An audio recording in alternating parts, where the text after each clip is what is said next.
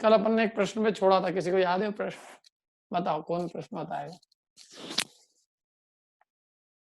आप लोग थोड़ा बोल दोगे तो मेरे को आराम हो जाएगा। बोलिए सपना जी। आवाज आ रही है? सपना जी बोलिए आप तो।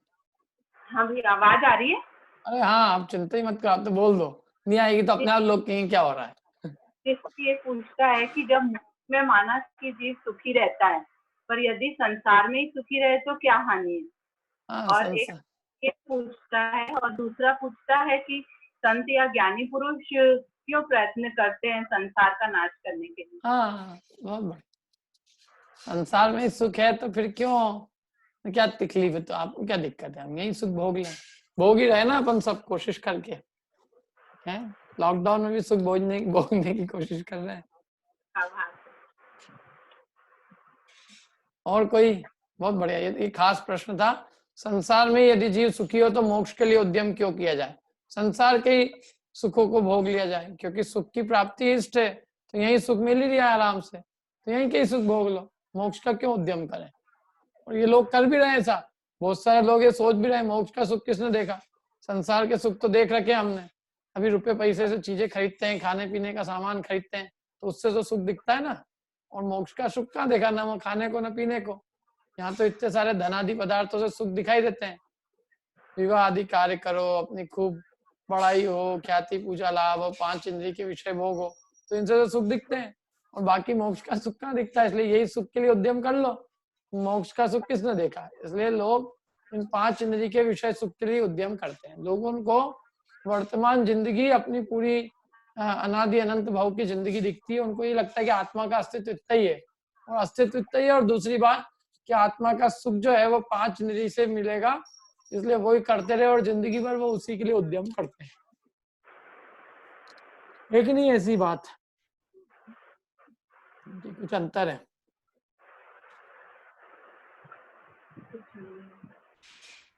अरे कोई कुछ बोल ही नहीं रहा है। यही एक नहीं है, सही है कि नहीं है? अब उसका उत्तर देते हैं। इस विषय में आचार्य कहते हैं, देखो क्या कहते हैं।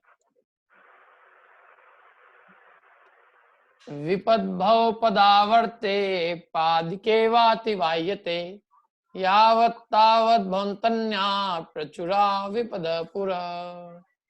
मैं जब कहूं तभी पढ़ना, उसके बीच में नहीं। 1 2 3। चलो अपना लगाया होगा, हमको क्या पता, उसका नहीं था नहीं एक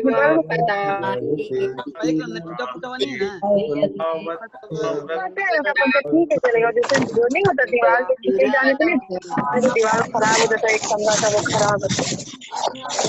हाँ हो जाएगा ना। हाँ, एक बार हो जाएगा। वो भी उतना गंदा नहीं होता, एक वो बाथरूम का ना वेंटिलेटर खुला था।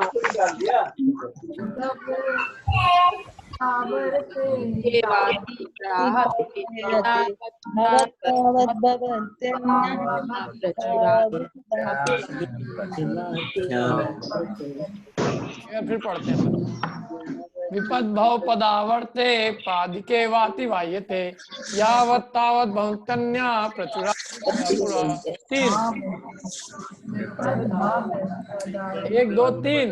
बहुत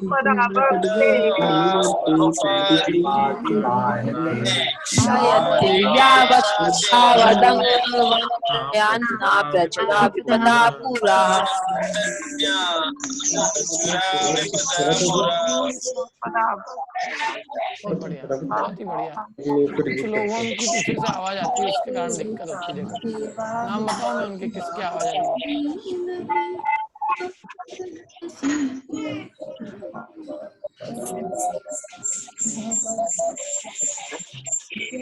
बच्चों की आवाज आती है। चलिए इसका हिंदी पढ़ते हैं। विपदा एक टले नहीं, बाट बहुत सी जोय, रहट बंधा घट कूप में, कभी न खाली होए। पढ़िए 1 2 3। फिर रीमा उठा के चली जाएगी स्कूल हाँ, से। जो भी देख ले जिससे बहुत बहुत सी सी जो जो घट घट बंधा बंधा घट घट कूप कूप में खाली विपदा एक टले नहीं, बाट बहुत सी जोय।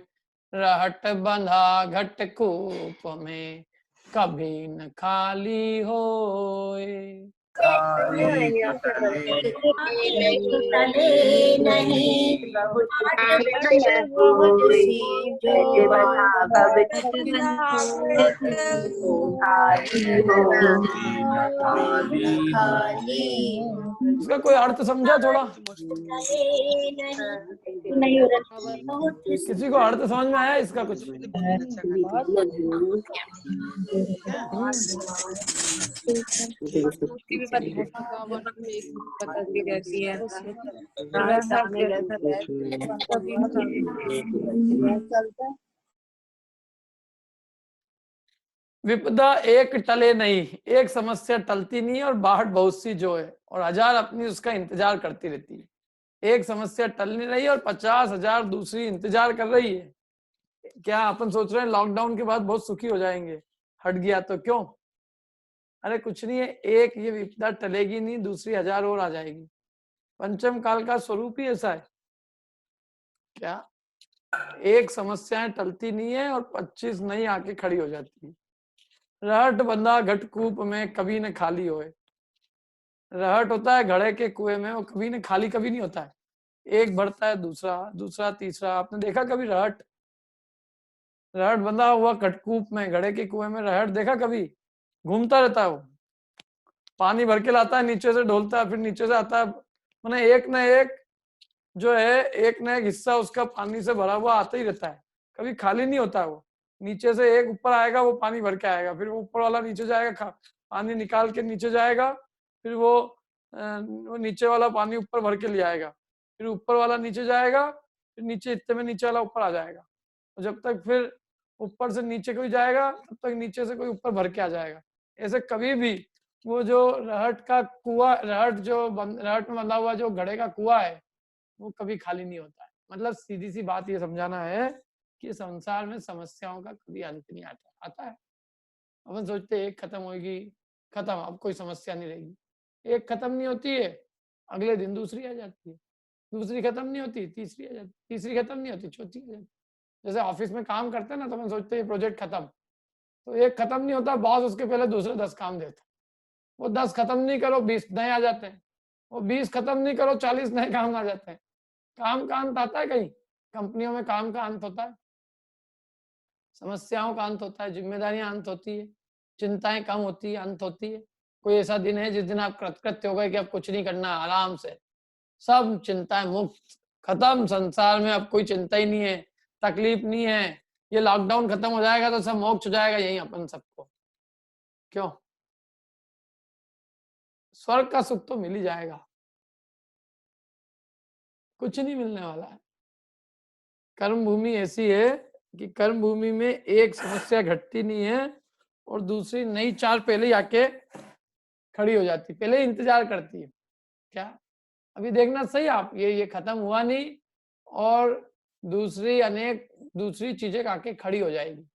तो ये ऐसे ही है, एक बीमारी जैसे बच्चे होते हैं ना छोटे छोटे, एक बीमारी जाती नहीं है, दूसरी आ जाती, दूसरी गई नहीं, तीसरी आ गई। स्कूल में जाता है बेचारा बच्चा, सोचता है, छोटा बच्चा, पहले तो छोटा बचपना गर्भ से निकलता है कि गर्भ से निकलूंगा दुख समाप्त हो जाएंगे, बड़ी मुश्किल से गर्भ से निकलता है, गर्भ के 9 महीने के घोर दुखों को भोगता है, कैसे करके वहां के दुख समाप्त करता, सोचता है मेरे दुखों का अंत हो जाएगा।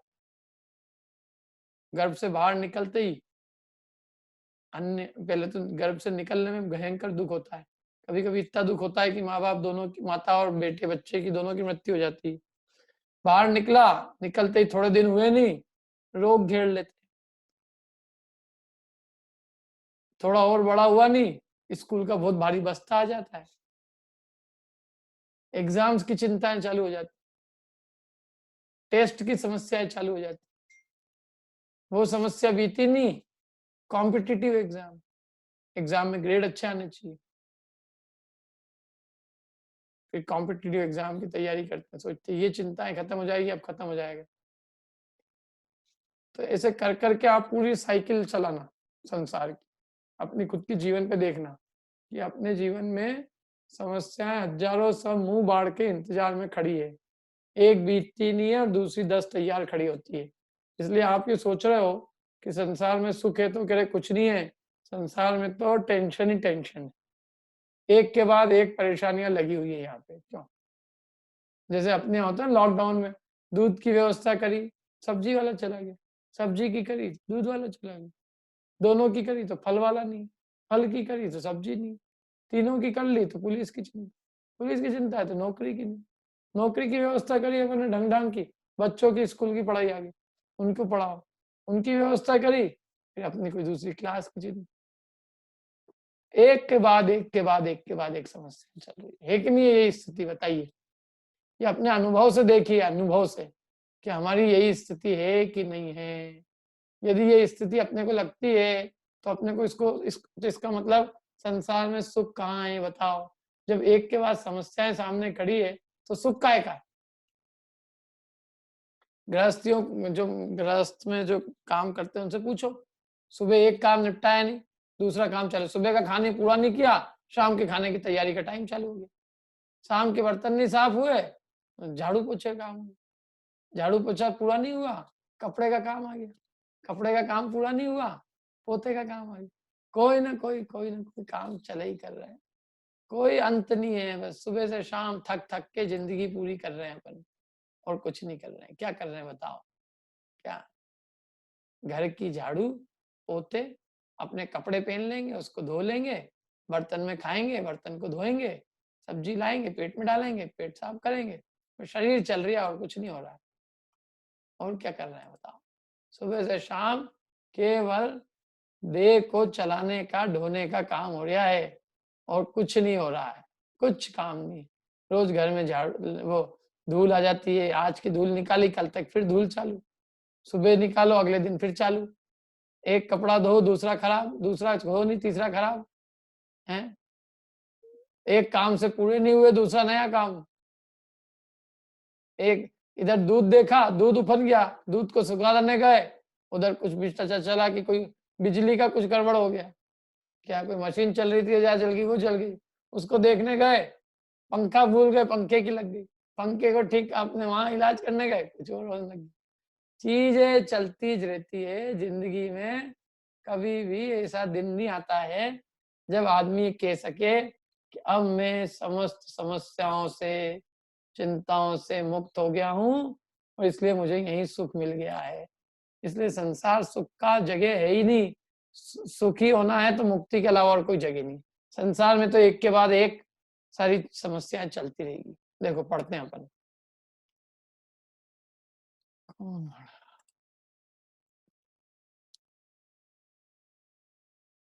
पढ़ो अमन अन्वयार्थ।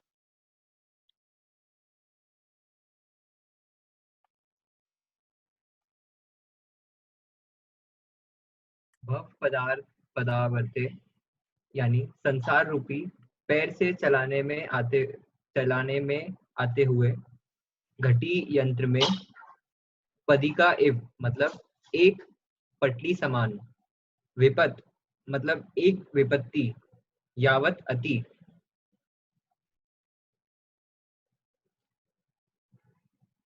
अति बाह्यते तावत दूर करे उससे पहले तो, अन्या दूसरी, प्रचुरा मतलब बहुत, विपदः विपत्तियां पुरः भवन्ति सामने उपस्थित होती हैं।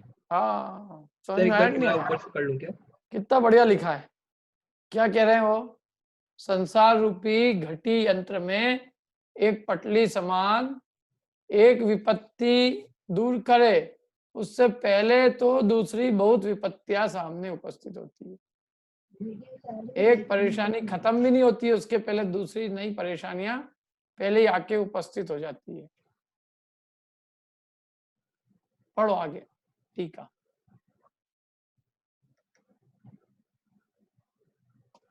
टीका एक मिनट स्क्रीन शेयर, हाँ ये रहा।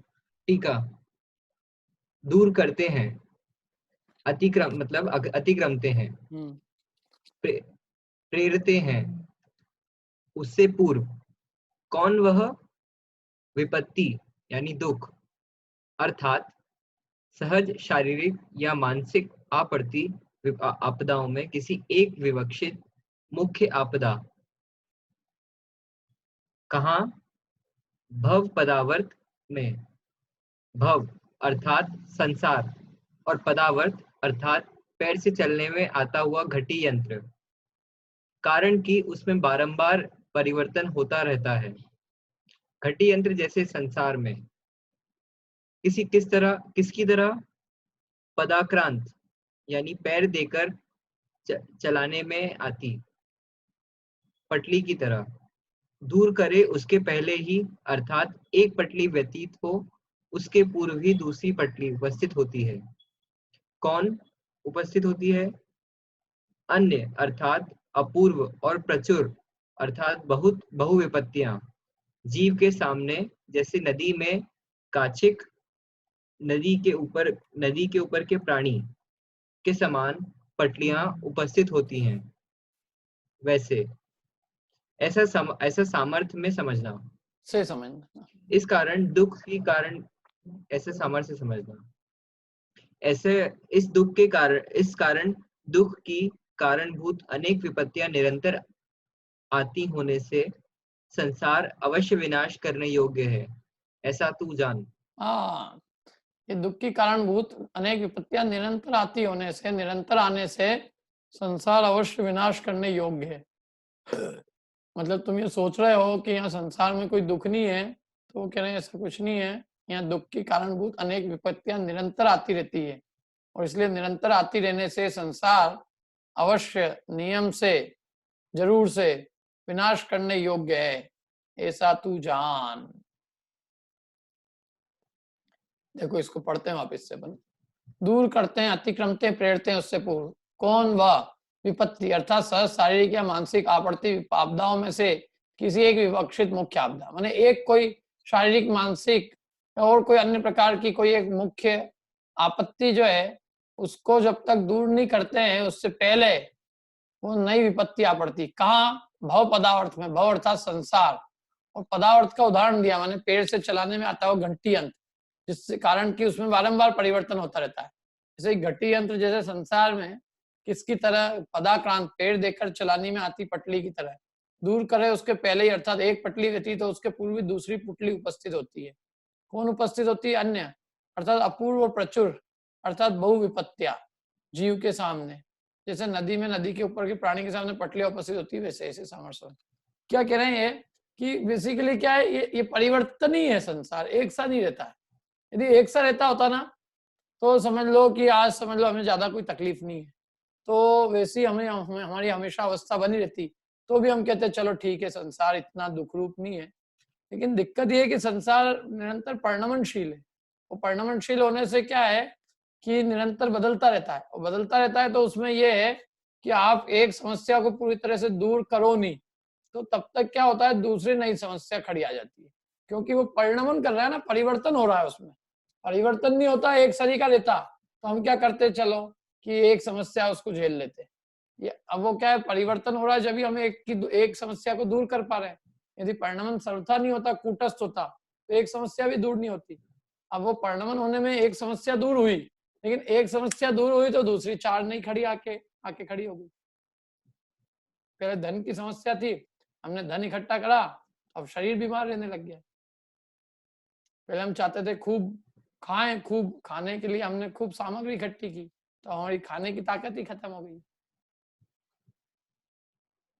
जब तक हम, जैसे होता है ना, जब तक एक को पकड़ने नहीं जाते हैं ये कि भैया किसको ये रोग लगा है, तब तक वो 10 को पहले ही संक्रमित कराता है। उन 10 को ढूंढने जाते हैं, तब तक वो 100 को कर आते हैं। वो 100 को ढूंढने गए, 1000 पहले ही संक्रमित हो गए। ऐसे वो उसके पीछे हम भागते ही रहते हैं, लेकिन वो समस्याएं अंत नहीं आती है, क्योंकि संसार एक संसार परिणमन का नाम है, परिवर्तन का नाम है, और परिवर्तन रूप इस परिवर्तनशील इस संसार में निरंतर विपदाएं एक के बाद आना, ये उसका स्वभाव ही है। एक सी अवस्था किसी की नहीं रहती। रामचंद्र जी की कहानी देख लो, एक सी अवस्था रही क्या? राज्याभिषेक होना था, वो टल गया। राज्याभिषेक से चलो गए, जंगल में जाके अपनी व्यवस्था जमाने लग गए, इतने में सीता का अपहरण हो गया। सीता को लेके आए तक लोगों ने अपवाद कर दिया। लोगों के अपवाद को सुना, ठीक है, उससे परेशानी हुई तो हम जंगल में भेजना पड़ा। जंगल में गए, उनके दोनों बच्चे वहां उत्पन्न हुए, उन्होंने जो आके उन्होंने युद्ध किया तो अब इधर बच्चे मिल गए तो फिर सीता जी की अग्नि परीक्षा के चक्कर। तो मतलब समस्या ये है कि आदमी एक भी क्षण राज्यपाट में रहने वाले भी शांति से नहीं रह पा रहे हैं। तो हमारी आपकी क्या दशा है? जैसे अपने हिंदुस्तान की है ना, एक चुनाव पूरा नहीं होता है, दूसरे चुनाव की तैयारी, दूसरा पूरा नहीं होता, तीसरा चुनाव, एक इशू पूरा नहीं हुआ, दूसरा इशू चालू। तो ऐसे ही ये संसार पूरा आपत्तियों का घर है, इसलिए अवश्य विनाश करने योग्य, ऐसा तू जान। ठीक है, अब ये तो बहुत सरल है, इसमें कुछ समझाने जैसा इतना है नहीं। कुछ प्रश्न तो फिर भी पूछ लो आप, किसी को लगता हो कि नहीं संसार में भी सुखी हुआ जा सकता है, हमारी सारी आपत्तियां दूर हो गई, हमारे यहाँ मुझे कोई आपत्ति नहीं आती। पंडित जी आपको आती होगी तो आप संसार का नाश करो, मेरे तो कोई आपत्ति है ही नहीं। ऐसा कोई महापुरुष हो तो बता दो जिसको लगता है कि संसार में कोई आपत्तियां नहीं है। ममता जी, लगता है आपको आपत्ति आती कुछ? आती तो है। फिर भी संसार अच्छा लगता है। फिर भी हम संसार के नाश का उद्यम नहीं करते हैं, हाँ। क्योंकि हमको जो है थोड़ा बहुत जो इसमें समस्याएं कम होती दिखती है तो हमको लगता है यही अच्छा है। संसार में दुख की कमी को ही हमने सुख मान लिया है, विपदाओं की कमी को ही हमने सुख मान रखा है।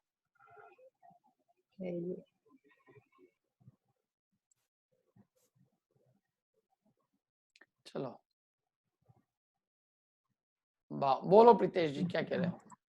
तो सर ये बोल रहा था कि एक टोनी रॉबिन्स करके एक मोटिवेशनल स्पीकर है, वो तो ये बोलता है कि नेवर एम्प्टी योर बास्केट, मतलब कुछ ना कुछ करते ही रहो, खाली मत रहो। अरे मतलब दुख झेलते ही रहो। दुख झेलते रहो मतलब ये देखो, जितने मोटिवेशनल स्पीकर है ना, ये तो सब संसार में सुख खोजने का बता रहे हैं। और जिनवाणी तो मूल से ही कह रहे कि वहां खोज ही बंद कर दे, तू दिमाग लगाना ही बंद कर दे वहां से। वो कह रहे वहीं दिमाग लगाओ, वहीं से सुख मिलेगा। कुछ ना कुछ करते रहो, खाली मत बैठो, टेंशन लेके आओ, चिंताएं लेके आओ, चिंताओं को दूर करो, चैलेंज लो, चैलेंज को पूरा करो। ऐसी बातें करते हैं, थोड़ा जोर से बोल देते, थोड़ा देख हो गया और क्या है। कोई तथ्य नहीं है। देखो, संसार को भ्रमाने के काम है ये। भगवान जिनेंद्र की जो वाणी है सत्यार्थ, उसे बताना चाहिए। हमारे यदि मुख में यदि आज वाणी है तो भगवान की वाणी बसनी चाहिए, जो वस्तु स्थिति का बताती है। झूठ बोले, संसार को भ्रमावे, उससे बड़ा पापी और कोई नहीं। संसार का स्वरूप बताए सच्चा, जगत के जीव पहले ही भ्रमे हुए, उनको और भ्रमाए, क्या मतलब है? मालूम आपको, बनारसी दास जी ने एक कविता रची थी, बहुत अच्छी, बहुत बढ़िया कविता थी उनकी, नव रस से भरी श्रृंगार पूर्ण कविता थी। यदि आज वो कविता होती तो बनारसी दास जी बहुत फेमस होते। बनारसी दास जी ने क्या किया उस कविता का मालूम किसी को? किसी को नहीं मालूम?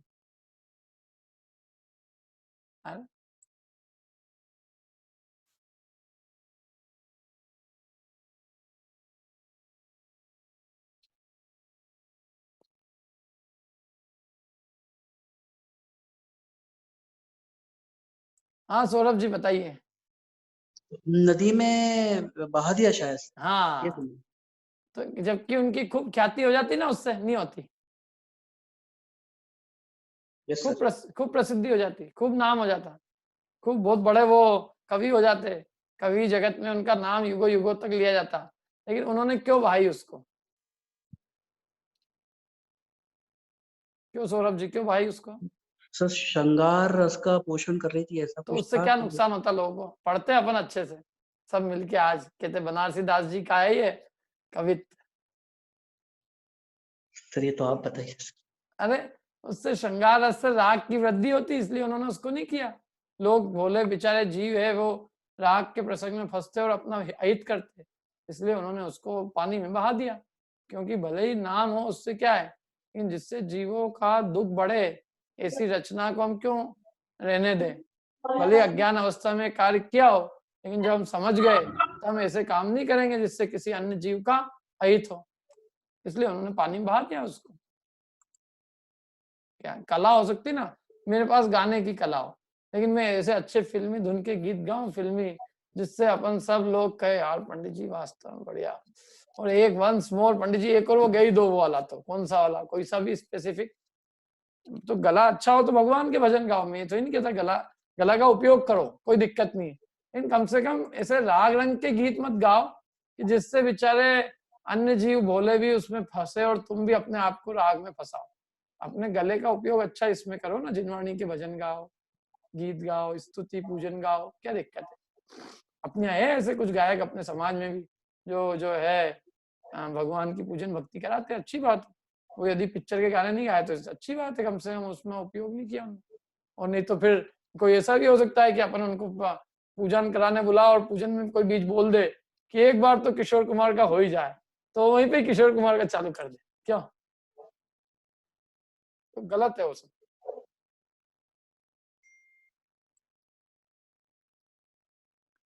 ऐसे ही किसी को अच्छा बोलने की हो, किसी को और कोई कला हो, तो उसका उपयोग अपने आत्म कल्याण में और पर के हित के लिए करना चाहिए। कोई ऐसा काम मत करो जिससे किसी जीव के अनंत संसार का वर्धन हो, उसकी वृद्धि हो। इसलिए उन्होंने उसको नदी में बहा दिया। तो इसलिए ये मोटिवेशनल स्पीकर, देखो ये सब सांसारिक दृष्टि से सब ठीक है, बाकी मुक्ति के मार्ग में तो भगवान जिनेंद्र सर्वज्ञ देव उनकी वाणी और आचार्यों की वाणी, इसके अलावा कहीं कोई नहीं लगता। अपन उनकी वाणी को बोले बस, बाकी खत्म। नहीं तो वो फिर चीज ही अलग हो जाएगी। इसीलिए तो जिनवाणी प्योर रहती है तो परम पवित्र है, और उसमें ये सब चीजें मिलावट करो आप तो वो फिर मूल स्वरूप ही उसका समाप्त हो जाता है।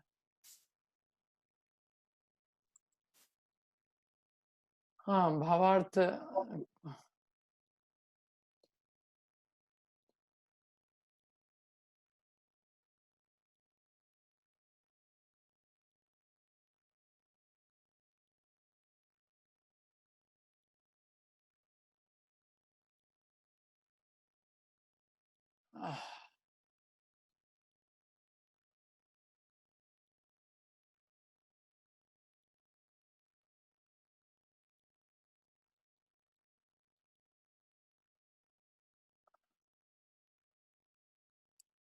पढ़िए जयंत जी, भावार्थ पढ़ लीजिए।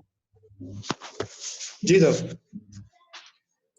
संसार घटी यंत्र जैसा है, जैसे घटी यंत्र को उसकी पटलियों पर पैर रखकर चलाया जाता है।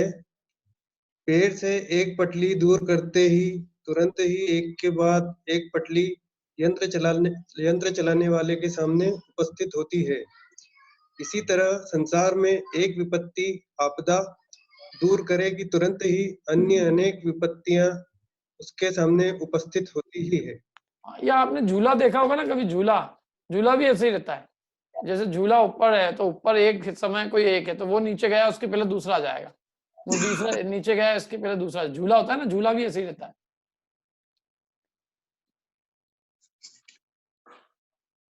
पढ़िए जैन जी, पढ़िए आगे।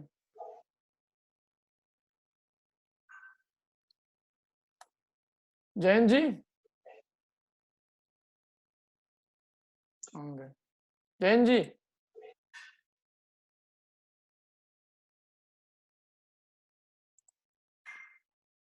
जयंत जी, आगे पढ़िए। हो गया भाई। हाँ पढ़िए। हाँ जी, पढ़ रहा हूँ साहब। कहाँ गए? इसलिए संसार अवश्य नाश करने योग्य है। संसार के प्रति रुचि का त्याग होने पर, अर्थात उसकी ओर उपेक्षा वृत्ति होने पर संसार का अभाव हो जाता है। पर पदार्थों के प्रति ममत्व भाव, अहम भाव, कर्तृत्व भाव तथा राग द्वेषादि रूप भाव यह आंतरिक संसार है, अज्ञानता से खड़ा किया संसार है। आत्म स्वभाव की सम्मुखता से उसका नाश होने पर बाह्य संयोग रूप संसार का भी स्वयं अभाव हो जाता है। हाँ, एक बहुत अच्छी बात कही इसमें कि संसार के प्रति रुचि का भी त्याग हो गया, यानी संसार की उपेक्षा वृत्ति भी हो गई, तो समझ लेना संसार के अभाव की ओर अपन ने एक बहुत बड़ा कदम रख दिया। देखो, आप लोगों ने यदि उज्जैन जाने के लिए मुंह कर लिया और इंदौर से पीठ फेर ली और उज्जैन की तरफ मुंह कर लिया, तो अब उज्जैन आपके लिए कितनी दूर है? बताइए बताइए कितनी दूर है जैन जी? हाँ जी। यदि आपने उज्जैन की तरफ मुंह कर लिया और इंदौर को पीठ दे दी, तो अब उज्जैन कितनी दूर है? ज्यादा दूर नहीं है। और यदि पीठ उज्जैन की तरफ है और मुंह इंदौर की तरफ है, तो भले ही आप उज्जैन से भी बिल्कुल पास में हो, लेकिन तो भी आप उज्जैन से बहुत दूर हो। क्यों दूर है? क्योंकि पीठ आपकी उज्जैन की तरफ है, इसलिए आप उज्जैन से दूर। ऐसे ही यदि हमने संसार की तरफ पीठ दे दी, तो समझना हमने संसार का अभाव की तरफ बहुत बड़ा काम करना चालू कर दिया। रुचि तो मिटे, एक बार हमने डिसाइड भी कर लिया कि हमें संसार का अभाव करना है, तो हमारा बहुत बड़ा पुरुषार्थ जो है वो हो गया, वो अपने आप काम हो गया। तुमने ये काम के नाश का उपाय करना सोच लिया ना, मैंने सोच भी लिया उपाय, तो ठीक है, तुम्हारे चित्त में भी ये बस गई कि हाँ मुझे संसार का अभाव करना है, संसार के प्रति तुम्हारी रुचि मिट गई, उपेक्षा वृत्ति हो गई, तो यहाँ तो ये लिखा है कि उसके संसार का अभाव हो जाता है। बोलो, अभी तो संसार में ही है, लेकिन संसार में रहते हुए उसके संसार का अभाव हो गया। कैसे अभाव हो गया? कि उसके हो जाएगा, लेकिन कब होगा? यदि उसकी संसार के प्रति रुचि हट गई तो। और यदि रुचि बनी हुई है तो वो चाहे मंदिर बैठे, चाहे कुछ भी करे, शांति विधान करे, वहां भी उसकी रुचि संसारी। शांति विधान करके भी उसको क्या चाहिए? घर गृहस्थी चाहिए और कुछ नहीं चाहिए। बच्चे चाहिए, बच्चों की अनुकूलता, परिवार की अनुकूलता, धनाधिक की अनुकूलता चाहिए। तो वो संसार के विपरीत, मतलब मंदिर में बैठा है, मोक्ष मार्गियों की आराधना कर रहा है, लेकिन फिर भी यदि रुचि उसकी संसार की है, तो वो मंदिर में बैठ के भी संसार को ही बढ़ा रहा है। और कोई व्यक्ति यदि संसार के नाश की उसने सोच ली, संसार से रुचि हो गई, तो कदाचित वो घर में भी बैठा है तो भी वो संसार के अभाव की तरफ अपना पुरुषार्थ आगे बढ़ा रहा है। समझ में आई ना बात? आई जैन जी?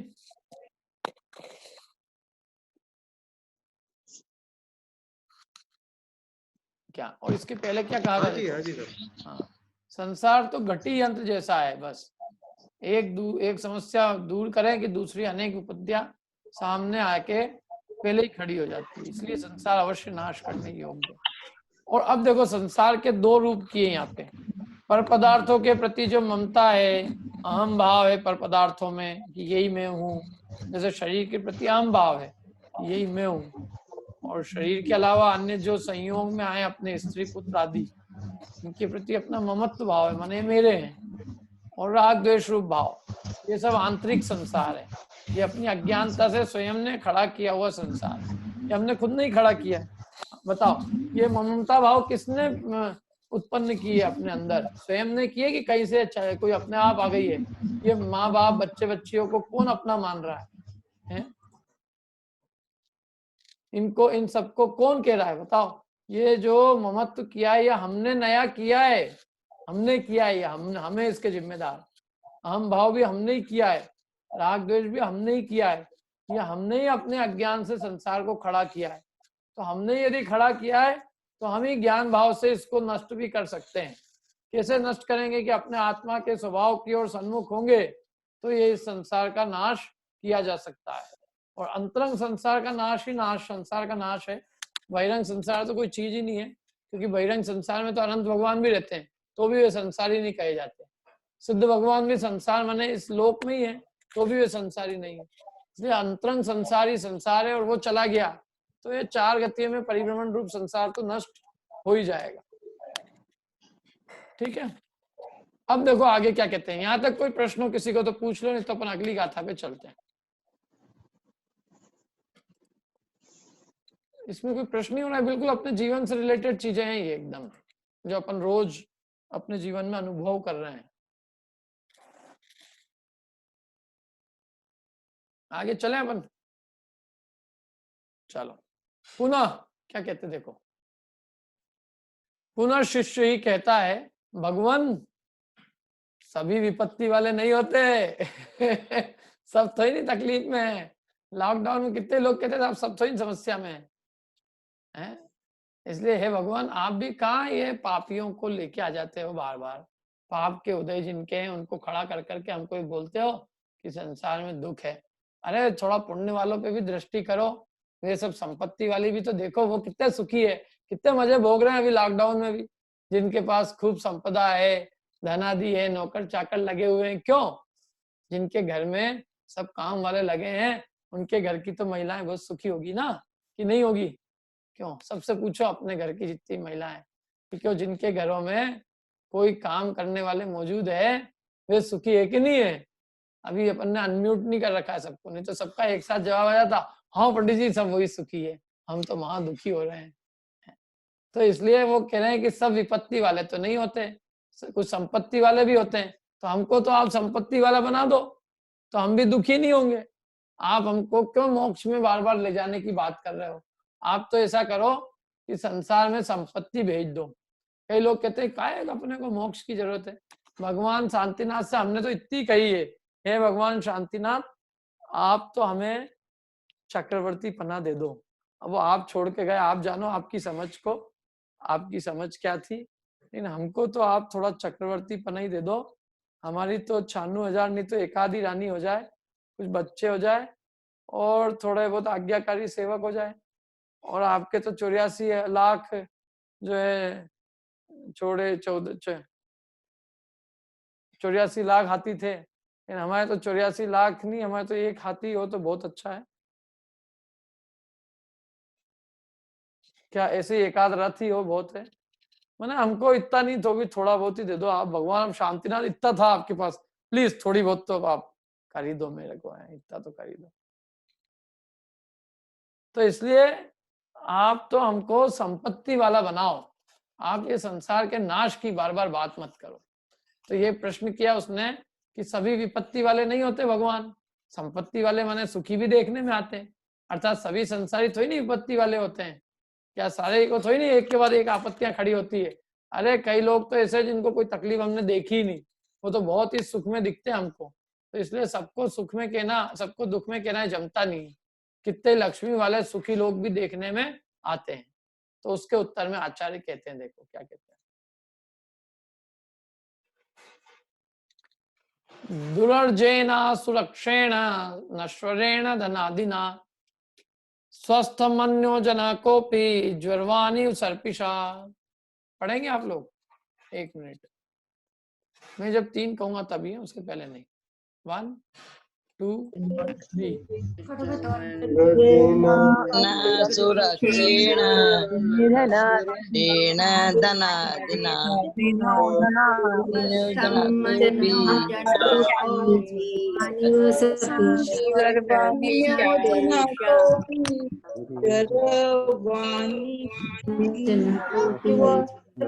अपन सब एक साथ नहीं बोल पाएंगे कभी जीवन में, बोल पाएंगे। सुरक्षेण स्वरेण धनादिना मैं कोशिश कर रहा हूँ कभी ऐसा दिन आए।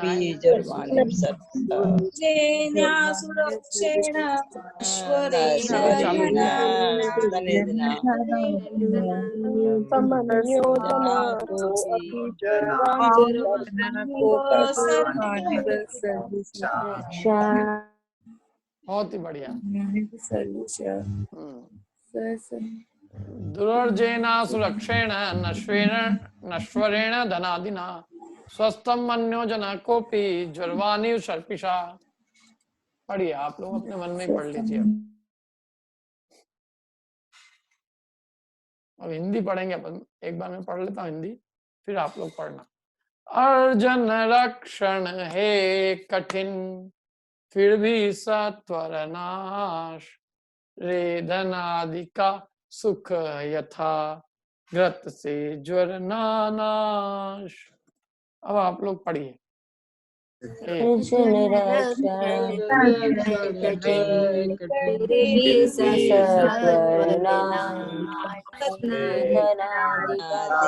सुख तत् से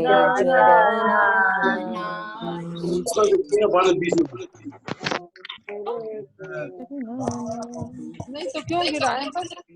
फिर बोलता हूँ, अर्जुन रक्षण है कठिन फिर भी सत्वर नाश, रेधनादिका सुख यथा ग्रत से ज्वर नाश। है कठिन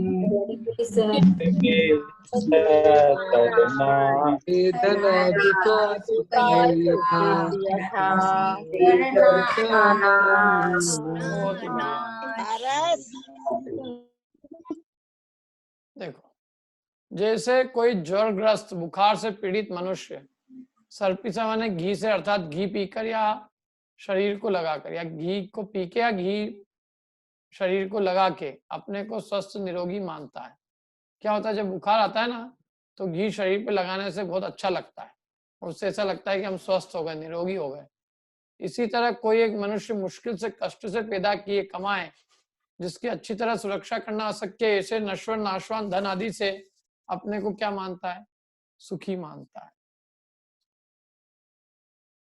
माने वो अज्ञानी है।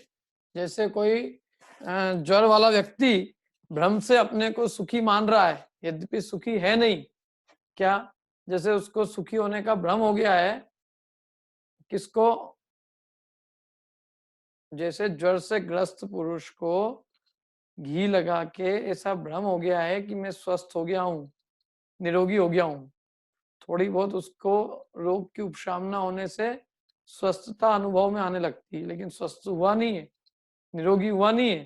थोड़ी देर के लिए उस घी ने उसके शरीर के आताप को कम किया है, तो उससे उसको थोड़ा हल्का अच्छा फील होता है, तो उससे उसको ऐसा लगता है कि मैं जो है वो स्वस्थ हो गया हूँ। लेकिन जैसे ही उसके घी का असर समाप्त होगा, वैसे ही उसको जो है पुनः आतप सताने लगेगा। आप लोगों ने कभी किसी ने पेन किलर जानी? पेन किलर क्या होती है? क्यों, कौन जानता है पेन किलर? अरे इसमें चिंता ही कोई बात नहीं है। ईमानदारी से अपन ने ली भी हो तो कोई बहुत आप बता दोगे तो बहुत अनर्थ नहीं हो जाएगा, आपकी बात गुप्त ही रखी जाएगी। पेन किलर समझते कि नहीं? लेकिन बस मेरे को तो समझाना पेन किलर है।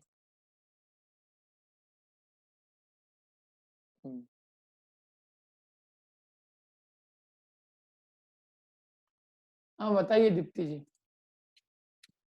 तो वो मेडिसिन जिससे दर्द नहीं होता है। हाँ, लेकिन वो रियल उस बीमारी को, डिजीज को दूर करती है क्या?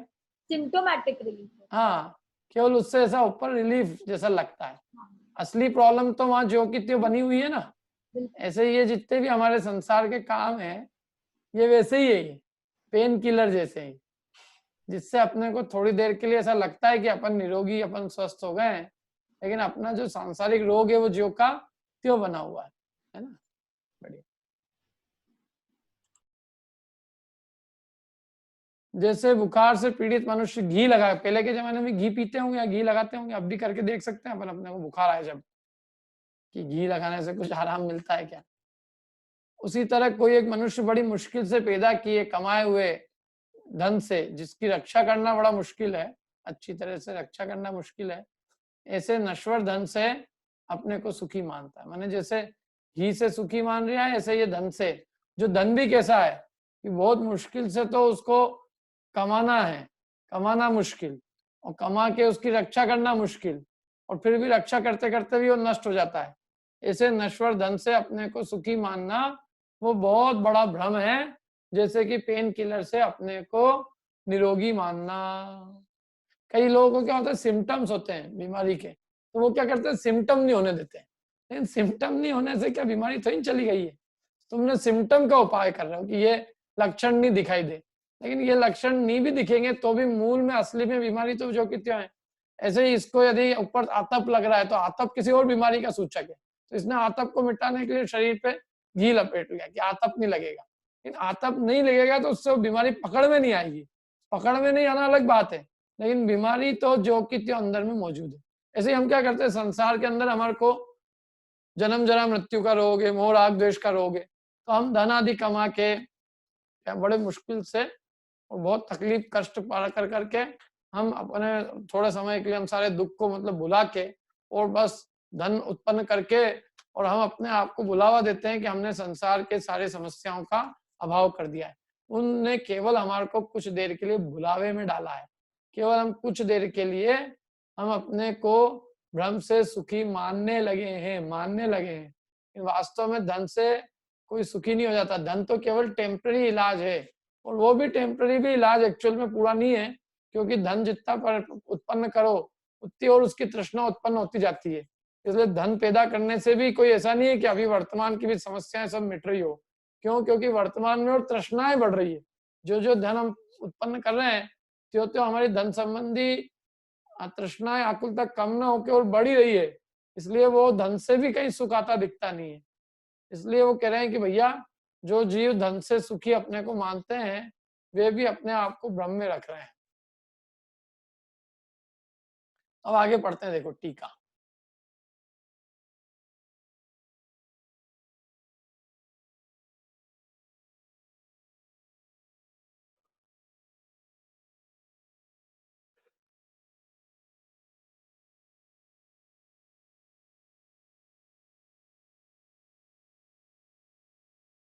ज्ञानेश जी यदि माइक अच्छा हो तो पढ़िए आप टीका। जैसे नहीं, टीका होता है वह कौन? मनुष्य लोग। कैसा मनुष्य? कोई एक विवेकहीन, किंतु सब नहीं। कैसा होता है? अपने को स्वस्थ निरोगी मानता।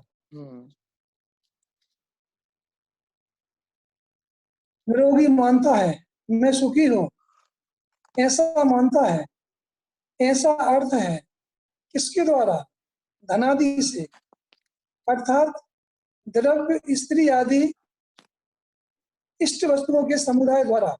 कैसे? धनादि द्वारा दुख से अर्जित, अर्थात बहुत कष्ट पड़ने के कारण से तथा दृढ़ ध्यान के आवेश से, कष्ट से, महाक्लेश उपार्जित कमाए हुए तथा यत्न से रक्षण करने पर भी असंभावी नाश के कारण, असंभावी नाश के कारण मुश्किल से रक्षित तथा नश्वर, अर्थात रक्षा प्राप्त धन का भी विनाश संभावित होने से अशाश्वत, ऐसे धनादि द्वारा। हाँ, क्या कहा? देखो क्या कहा यहाँ पर।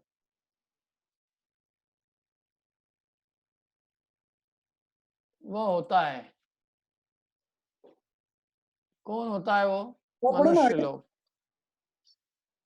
होता है वह कौन? हाँ। मनुष्य लोग।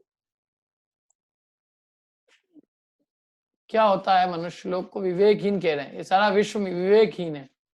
विवेक सहित कौन है इस विश्व में? पंच परमेष्टि, क्योंकि सब विवेकहीन है। सम्यक दृष्टि विवेक सहित है, मिथ्या दृष्टि सब विवेकहीन है। तो मनुष्य लोग कैसा होता है? विवेकहीन होता है। कोई एक विवेकहीन,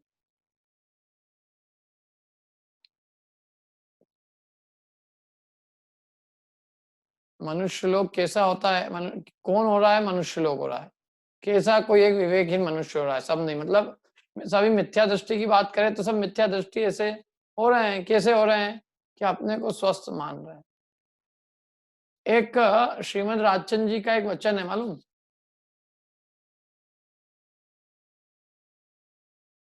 आपको याद है वो, जिसमें लिखा है कि मोक्ष के बिना जो अपने को सुखी मानता है वो मूर्खों का सरदार है। वो पंक्ति याद है किसी को? मैं बताऊंगा वो पंक्ति अभी। आपको याद हो तो बताओ, आपको किसी को नहीं याद है? देखो, जो बिन ज्ञान क्रिया अवगाहे, जो बिन क्रिया मोक्ष मग चाहे, जो बिन मोक्ष कहे में सुखिया, सो अजान मूढ़न में मुखिया। इसमें दूसरी पंक्ति जो मेरे को बताना है, पहली वाली पंक्ति अन्य प्रकरण की है, वो ये है, जो बिन ज्ञान क्रिया अवगाहे, जो बिन क्रिया मोक्ष पद चाहे, और जो बिन मोक्ष कहे मैं सुखिया, सो अजान मूढ़न में मुखिया। क्या अर्थ है इसका? जो बिन मोक्ष कहे मैं सुखिया, सो अजान मूढ़न में मुखिया। इसका अर्थ क्या है बताइए, कोई बताएगा? फिर बोलता हूं मैं, जो बिन मोक्ष कहे मैं सुखिया, सो अजान मूढ़न में मुखिया।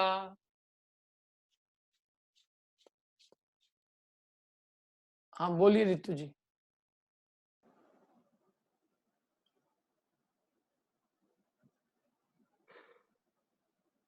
रितु जैन जी बोलिए। हाँ, जो कहता है कि मैं बिना मोक्ष के ही सुखी हूँ, वो अनजाने में वो कहने में आता है कि वो मूर्खों का सरदार है। हाँ, अजान माने वो अज्ञानी है, अजान माने अज्ञानी है। हाँ, बाकी सब बढ़िया अर्थ किया। वो अजान माने वो अज्ञानी मूर्खों का क्या है? सरदार है, जो क्या कहता है कि मैं मोक्ष के बिना ही सुखी हूँ। तो ऐसे आप लोगों ने देखे कि नहीं? अपने आप तो अपन स्वयं की बात करें ना, क्या अपन यदि बिना मोक्ष के अपने को सुखी मानते हैं तो हम मूर्खों के क्या हैं? सरदार हैं। ऐसे सरदार घर घर में बैठे हुए हैं ऐसे मूर्खों के, बराबर। जो बिना मोक्ष के कहते हैं कि संसार में हम सुखी है। जो बिन मोक्ष कहे मैं सुखिया, सो अजान मूढ़न में मुखिया।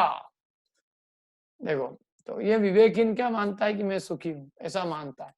किससे सुखी मानता है वो? धन से। यदि धन से सुखी हो तो धन तो टाटा बिरला के पास ही बहुत है। मिथ्या दृष्टि के पास धन की कोई कमी है क्या? खूब है। देवलोक में बहुत विभूति, और यहाँ इस लोक में भी धनवान नहीं है बहुत। क्यों रितु जी? धनवान है कि नहीं इस लोक में? है, बहुत है। तो धनवान वे सुखी है कि दुखी है? दुखी है वो भी। हाँ, वे भी सब दुखी है। वे सुखी जैसे ऊपर से दिखाई देते हैं, अंतरंग में सब दुखी है। कोई तन दुखी, कोई मन दुखी, कोई धन दुखी दिखे, किसी ही के दुख बाहिर दिखे, किसी ही उर्दुचिताई। कोई के दुख अंदर में दिखता है, किसी के बाहर दिखता है, किसी के अंतरंग में होता है, बाहर से दिखता नहीं है। कोई तन दुखी, कोई मन दुखी, कोई धन दुखी दिखे, क्या सब दुखी है। कोई तन से दुखी है, बेचारे बचपन से ही कोई रोग लेके आया है। कोई मन से दुखी है, कोई परिवार से दुखी है, कोई धन की कमी से दुखी है। किसी के दुख पुत्र बिना नित जूरे, कोई पुत्र के बिना दुखी है। सब अलग अलग कारणों से दुखी है। संसार में सुखी कोई नहीं है। इसलिए ये जीव ऐसी कल्पना कोशिश करता है, हम सब सुखी होने का ये उपाय कर रहे हैं। हम सारे उपाय वैसे ही कर रहे हैं जैसे हम अन्य अज्ञानी जन करते हैं, जैसे अन्य अजैन लोग, अन्य मतावलंबी, भगवान जिनेन्द्र की वाणी को नहीं मानने वाले, वो जो लोग उपाय करते हैं ना, हम भी वही उपाय करते हैं। क्या करते हैं अभी हम? बताओ, हम सब सुखी होने के लिए क्या उपाय करते हैं? दूसरी चीजों को इकट्ठा करने में लगे रहते हैं। बस खूब पैसा इकट्ठा कर लो तो सुखी हो जाएंगे। लेकिन पैसे की कोई उपयोगिता जीवन में भी नहीं दिखाई देती। क्या करेंगे पैसे से? वो उतना खाना तो वही खाएंगे ना, ज्यादा खाने लग जाएंगे। उतना ही खाएंगे, मसाले ज्यादा डाल देंगे। क्यों? मिर्ची ज्यादा डाल देंगे, धना ज्यादा डाल देंगे, नमक ज्यादा डाल देंगे, तेल ज्यादा डाल देंगे, घी ज्यादा डाल देंगे। क्या करेंगे हम? कुछ नहीं, वही खाएंगे। पहनेंगे भी वही। दूसरे लोगों को भले अच्छे बुरे दिखे, लेकिन कपड़े तो हम वही वस्त्र पहनेंगे। वही सब जीवन लगभग ऑलमोस्ट सेम है। फिर भी लोगों को अपने ये एक प्रकार का भ्रम उत्पन्न हो जाता है कि भैया सुखी होना हो तो खूब इष्ट वस्तुओं को खूब इकट्ठी करके रखो। सबने अपने अपने घरों में ऐसी कितनी अनावश्यक वस्तुएं बसा रखी होगी सुखी होने के लिए। बसा रखी कि नहीं बसा रखी? सबके घर का इकट्ठा सामान निकालो, कोई ऐसा घर नहीं निकलेगा जिसके घर में बिना मतलब की चीज नहीं हो। सबने इकट्ठी कर रखी, भैया कब काम आए, कब काम आए, कब काम आए। मैंने कहने का तात्पर्य हम यही मानते हैं कि वस्तुओं का इकट्ठा करने से हम क्या हो जाएंगे, सुखी हो जाएंगे, हमें कोई दुख नहीं आएगा, जबकि सब दुख आ जाते हैं। और कैसे कैसे देखो, तो धनादि से अर्थात द्रव्य, स्त्री आदि इष्ट वस्तु के समुदाय से। सोचता आदमी शादी कर लो, स्त्री ले आओ, सुखी हो जाएंगे, पता चलता है कि और सुखी होने की जगह दुखी हो गए। पुत्र हो जाएंगे, पुत्री हो जाएंगी तो सुखी हो जाएंगे, पता चलता और दुखी हो गए। धन बढ़ा लेते हैं, सोचते सुखी हो जाएंगे, मकान बड़ा बना लेते हैं, कहते सुखी हो जाएंगे, लेकिन और दुखी हो जाते हैं। अभी इस काल में जिन जिन के मकान बड़े हैं वे सुखी है कि दुखी है? दुखी है। क्योंकि सबसे ज्यादा पोते वही निकाल रहे हैं घर के। झाड़ू पोछे की सबसे ज्यादा उनको जरूरत है। क्या काम तो 2 ही कमरे आ रहे हैं, बाकी कमरे तो झाड़ू पोते के लिए है उनके, और कुछ नहीं। और जब झाड़ू पोता करता ना आदमी, तब पता चलता है मेरा घर कितना बड़ा है। क्या अभी यूं घर छोटा दिखता है, और झाड़ू पोते में अच्छे अच्छे घर छोटे दिखने लग, बड़े दिखने लग जाते हैं। दिखते हैं कि नहीं? क्या 10 सब्जी बनाओ, अभी पता चलता है जब बर्तन मांजने आते हैं ना, तो सब सब्जियों का आनंद निकलता है कि हाँ ये इसमें ये बनाया था, खूब अच्छे से साफ करके धो इसको। वस्त्राभूषण भी खूब पहन ले, जब खुद को साफ करने पड़ते हैं तब सब समझ में आता है क्या क्या चीजें हैं। परिग्रह दुख का ही कारण है, परिग्रह कभी सुख का कारण 3 काल में हो ही नहीं सकता। अरे नौकर चाकर को भी रखोगे तो उनको भी देखभाल करनी पड़ेगी कि नहीं? कभी वो हाथ धोए कि नहीं धोए, उसने चोरी तो नहीं कर रहा है, हिसाब से तो पैसे ले रहा है, काम कर रहा है कि नहीं, और वो भी नाराज तो नहीं हो गया, उसको भी दुखी करना पड़ता है। सब संसार में समस्या है कि नहीं? काम कराने वाले को भी समस्या, करने वाले को भी समस्या, सबको समस्या है।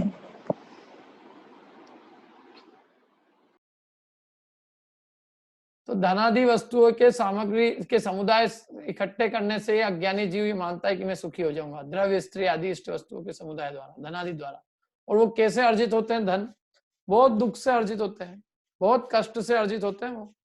अरे नौकर भी बहुत दुखी होता है और मालिक भी दुखी होता है। मालिक के मानसिक टेंशन होता है और नौकर को शारीरिक दुख होता है, और खूब दुर्ध्यान होते हैं सब, खोटे ध्यान के कारण से आता है धन। 1 रुपया कमाना हो तो बहुत छल कपट करो, झूठ सच करो, क्या खूब खोटे ध्यान होते हैं उसके अंदर, आर्त रोध ध्यान निरंतर चला करते हैं।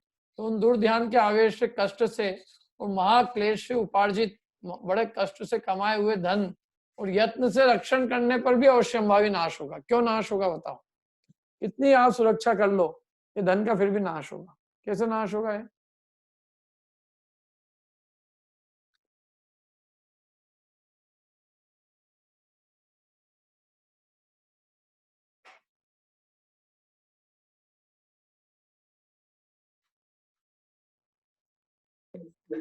हाँ सुरेंद्र जी बताइए। धन का स्वभाव ही है, दान करो या भोग करो, नहीं तो नाश तो हो ही जाएगा। हाँ, तुम कितना ही इकट्ठा कर करके रखो, उसको जाना है तो चला ही जाएगा। क्या इसलिए तुम ये सोचो, कोई भी व्यक्ति ये सोचे कि ये लक्ष्मी मेरे पास से नहीं जाएगी, मैं बहुत समझदार हूँ, बहुत चतुर हूँ, मैं बहुत बुद्धिमान हूँ, या मैं बहुत पुण्यशाली हूँ, मैं बहुत शूरवीर हूँ, मैं बहुत ऊंचे कुल का हूँ, मैं बहुत समझ के चाले चलने वाला हूँ, कुछ काम नहीं आती है। सब समझदारी सब एक तरफ धरी रह जाती है, पुण्य पाप के उदय के अधीन है वो। और कोई कुछ भी करे, धन तो नष्ट होना ही है। धन की तो 3 गति है, भोग में लगेगा, नष्ट होगा, मतलब, और हम नहीं भी नष्ट करेंगे या हमारे जीते जी नष्ट नहीं होगा तो भी मरण होगा, तो हम तो उसको छोड़ के जाएंगे ही ना जाएंगे कि मरण करके भी ले जाएंगे यहाँ से। बिल्कुल नहीं, सब यहीं रख के जाएंगे, यहीं चले जाएंगे, यहीं छूटने वाला है सब यहीं का हिसाब यहीं पूरा होने वाला है। कुछ भी अगले भाव में कुछ कैरी फॉरवर्ड नहीं जाएगा।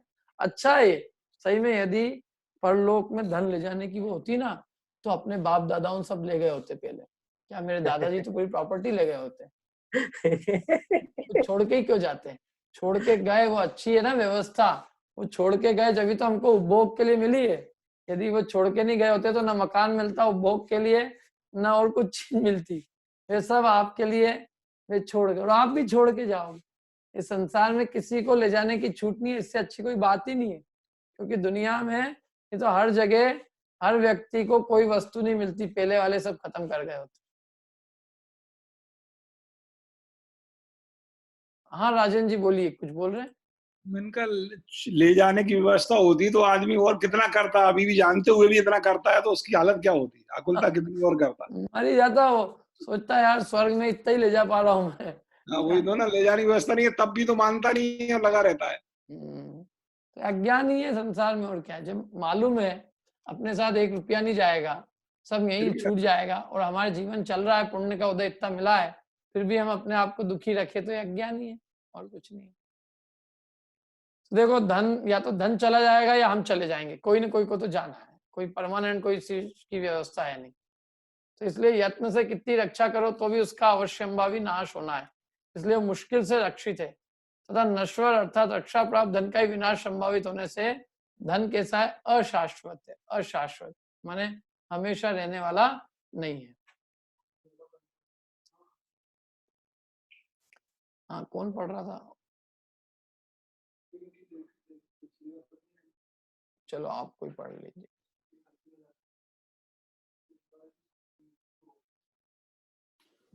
सुरेंद्र जी आप पढ़ लो, इस विषय में दृष्टांत देते हैं। हाँ जी,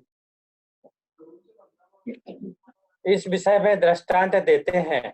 1 सेकंड रुकना 1 सेकंड। ये रेडमी 4 कौन है? 1 सेकंड, ये इसको देखें अपन। ये रेडमी 4 जो है लाइन खींच रहे हैं, ये लाइन खींच रहे हैं। देखता हूँ ना मैं कौन है रेडमी 4। आशा जी मोला जी क्या से है? ये तो गलती से हो गया होगा उनसे ऐसा, कोई बात नहीं, पढ़िए। इस विषय में दृष्टांत देते हैं। ज्वर इत्यादि यहाँ युव शब्द यथा के अर्थ में है।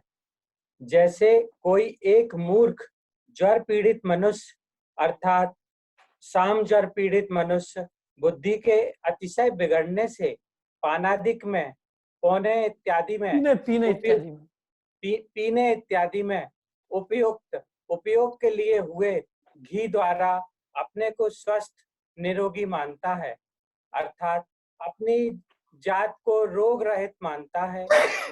इसी प्रकार कठिनता से उपार्जित, कष्ट से रक्षित और क्षण भंगुर, क्षण में नष्ट पाता ऐसे द्रव्यादि द्वारा दुखी ही हो सकता है, ऐसा तू समझ। कहा है कि धन के उपार्जन में दुख, उपार्जित धन की रक्षा करने में दुख, वह आवे तो भी दुख और जावे तो भी दुख, इसीलिए दुख के भाजन रूप, कारण रूप इस धन को धिक्कार हो। ये कितनी अच्छी लाइनें हैं, ये अपनी अपनी तिजोरी पे सबको लिखवानी चाहिए। ये तिजोरियां तो आजकल है नहीं, खैर, तो कंप्यूटर की डेस्क पे लिखवा लो अपन। क्या लिखवाना है देखो।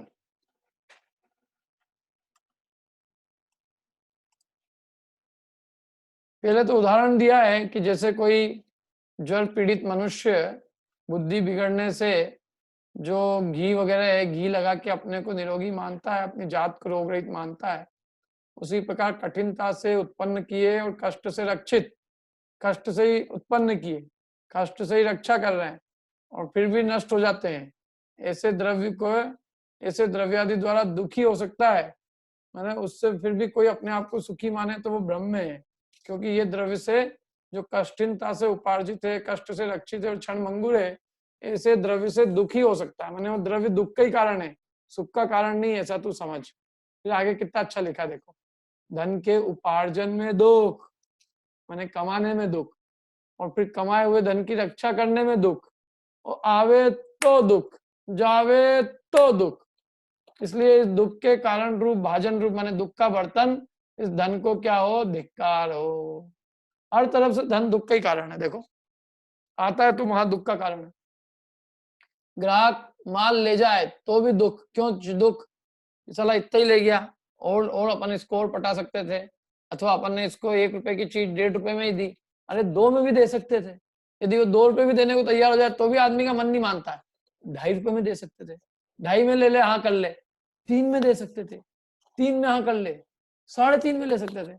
जैसे कई माताएं बहनें और कपड़े वपड़े खरीदने जाती है तो भाव ताव करती है, अपने नेगोशिएशन होता है, तो समझ लो उसने 500 रुपए की कोई चीज बताई, 500 रुपए की साड़ी, बोले 500 नहीं 400 में दे दो, तो उन्होंने ठीक है बहन जी, अब आपसे मेरा इतना अच्छा है तो आपको मैं 400 में दे दूं। अच्छा 400 में नहीं, आप तो 350 में दे दो। ठीक है आपको 350, नहीं 350 में नहीं, आप 300 में ही दे दो। तो उसने फिर भी कह दिया 300 में। तो फिर लग रही है यार ये क्या चक्कर है यार। अच्छा आप 250 में ही दे दो, 250 में ले जाओ। 200 में दे दो, 200 में ले जाओ। 100 में दे दो, 100 में ले जाओ। तो बोलता 1 रुपए में दे दो।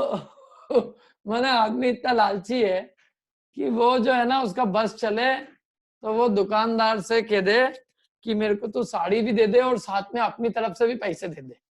क्या मैंने ये भी दे दे और वो भी दे दे। इस तरह की तृष्णा निरंतर बढ़ती जाती है, आदमी को रुकता ही नहीं है। बताओ आदमी को कितना धन चाहिए? 10%, 10% नहीं, 20 नहीं, 30 नहीं, 40, डबल नहीं, तिबल चौबल पंचल 5 छगल। कभी कभी कई चीजें आ जाती है ना, कोई आदमी उससे पूछो तू कब बेचेगा इसको? 10 गुना हो जाएगा? नहीं 10 गुने में भी नहीं। 20 गुना? नहीं 20 गुना। 50 में भी नहीं, 100 में भी नहीं। पता चला वही का वही हो गया, वैसा का वैसा। तो इसलिए ये धन तो ऐसी स्थिति है, ये दिखता है और 2 मिनट के अंदर क्षण भंगुर चमक दिखा के ऐसा नष्ट हो जाता है और दुखी करके छोड़ देता है आदमी को। फिर जिंदगी भर का दुख मोल ले लो और जिंदगी भर रोते रहो, हाय हम भी करोड़पति हो गए थे एक दिन जो है वो कपास के भाव बहुत बढ़ गए थे, कॉटन के भाव बढ़ गए थे, एक दिन सोना बहुत बढ़ गया था, चांदी बहुत बढ़ गया था और उस दिन हम करोड़पति थे। यदि उसी दिन बेच देते तो आज हम करोड़पति होते। बोलो आप, हम उसी दिन बेच देते, मतलब और तो दिन किसी दिन ध्यान नहीं, उसी दिन हम बेच देते और उस दिन ये करोड़पति हो गए थे क्योंकि उस दिन इनके करोड़ के भाव हो गए थे। इस तरह से आदमी अपने आप को निरंतर परेशान करता है, दुखी करता है। और धन आने पे दुख और चले जाए तो अरे बाप रे, पूछो ही मत। फिर तो आप कुछ नहीं, आदमी माथे पकड़ के ऐसे बैठता है जैसे उसकी पत्नी मर गई हो। पत्नी मरने पे भी दुख नहीं होए एक बार, जितना धन जाने पे हो। अरे गया, सब कुछ चला गया,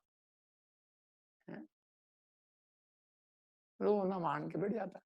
और उपार्जित किए धन की रक्षा करने में तो बार बार इस अलमारी में, फिर उस अलमारी के भी अंदर नहीं, लॉकर के भी लॉकर में, फिर अंदर एक कोई छोटी सी जगह में, फिर उसकी चाबी एक बार, फिर उसकी बाहर एक और उसको ताला लगाया, फिर उसकी चाबी एक बार, फिर उसको भी ताला लगाया, फिर अलमारी का ताला लगाया, फिर अलमारी की चाबी बाहर, फिर वहां की चाबी वहां। कम से कम आज किसी की महिला की ज्वेलरी तक आपको जाना हो ना तो कम से कम 8 ताले तो आपको खोलने ही पड़ जाएंगे।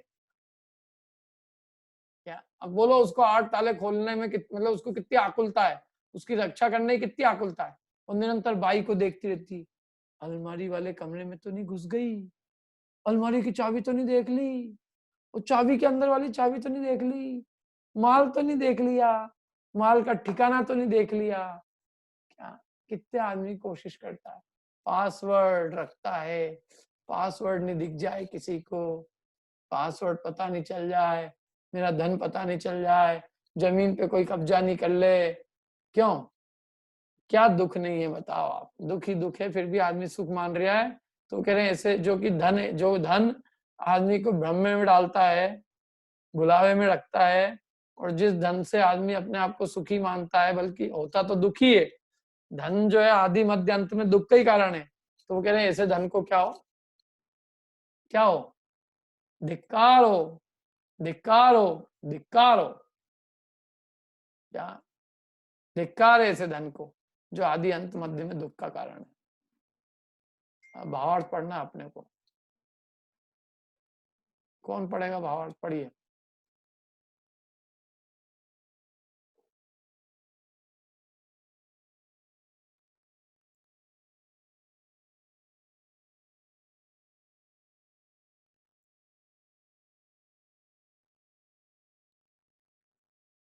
पढ़िए अनीता जी, आप पढ़ लीजिए भावार्थ।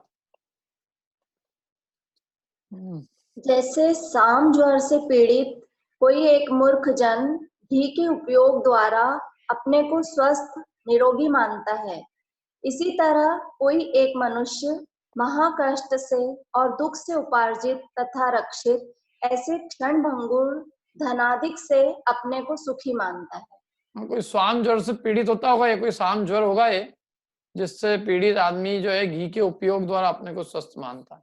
पहले पुराने ज्वर का कोई रोग, पुराने जमाने का कोई ज्वर होगा ये साम ज्वर। आगे।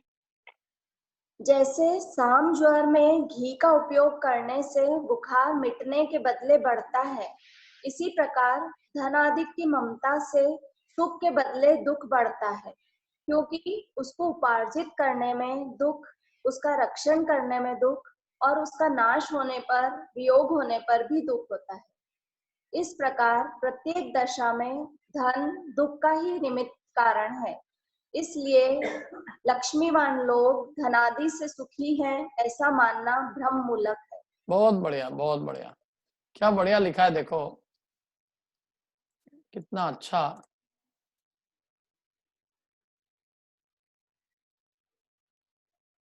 क्या कहा यहाँ पे, जैसे साम जल में घी का उपयोग करने से बुखार मिटने के बदले बढ़ता है, ऐसे ही धनाधिक की ममता करने से भी सुख के बदले दुख बढ़ता है। धनवान धन की ओर ममता करता जाता है अधिक अधिक, और सुख के बदले में दुख बढ़ाता है, क्योंकि धन क्या है, उपार्जित करने में ही दुख, पहले तो रक्षा करने में और दुख, नाश होने पर और भयंकर दुख। इसलिए हर एक दशा में धन दुख का ही निमित्त कारण है। इसलिए जो ये मानते हैं कि लक्ष्मीवान लोग धन से सुखी होंगे, तो ये मानना भ्रम मूलक है, क्योंकि उनके दुख हमको दिखते नहीं है। वे मानादि कषाय में अपने दुखों को व्यक्त नहीं करते, अपने आप को दुखी नहीं कहते, लेकिन वे भी सब क्या है, दुखी है। दुख दिखाना नहीं अलग बात है, और दुखी होना अलग बात है।